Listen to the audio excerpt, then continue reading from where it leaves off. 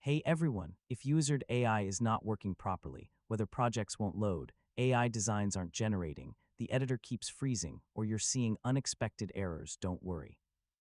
In this video, I'll show you how to fix the most common Uizard AI problems in 2026. First, refresh the page and try again. Temporary glitches can sometimes prevent Uizard from loading correctly, and a simple refresh may solve the issue. Next, check your internet connection.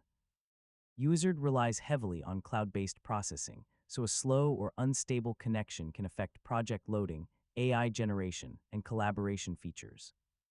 Another common fix is signing out of your Uizard account and signing back in. This refreshes your session and can resolve temporary account-related issues.